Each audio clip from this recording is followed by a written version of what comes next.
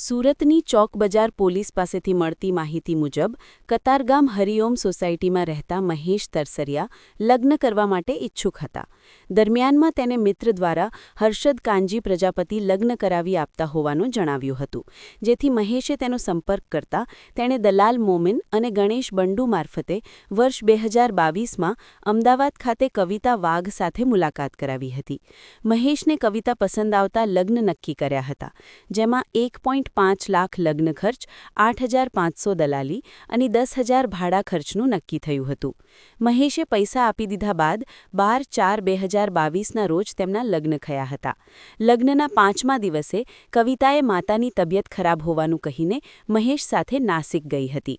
Bus stand પર કવિતા મહેશને બેસાડીને બહેનપણીના ઘરે કપડાં બદલીને આવું છું કહીને 34,500ની મત્તા લઈને નાસી ગઈ હતી. 8 મહિના સુધી રાહ જોઈ છતાં કવિતા પરત નહીં આવતા વર્ષ 2023માં મહેશે ચોક બજાર પોલીસમાં ફરિયાદ નોંધાવી હતી. આ ગુનામાં પોલીસે દલાલ હર્ષદ, મોમિન વગેરેની ધરપકડ કરી હતી. જ્યારે છેલ્લા 3 વર્ષથી નાસ્તી ફરતી કવિતા સુનીલ વાઘ મહારાષ્ટ્રના નાસિક જિલ્લાના તલેગાંવમાં હોવાની માહિતી મળતા ચોક બજાર પોલીસની એક ટીમ ત્યાં પહોંચી હતી અને કવિતાને પકડી પાડી હતી. વધુમાં કવિતાને 3 સંતાનો છે, જેમાં મોટો દીકરો 16 વર્ષનો છે. સુરતથી ભાગીને કવિતા તેના પિતા સુનીલ વાઘ પાસે તલેગાંવ પહોંચી ગઈ હતી, જ્યાં પિતા પુત્રી મજૂરી કામ કરીને ગુજરાન ચલાવે છે. પોલીસ અગાઉ પણ તેને પકડવા ગઈ હતી, પણ પોલીસ આવ્યાની ગંધ આવી જતા તે નાસી ગઈ હતી.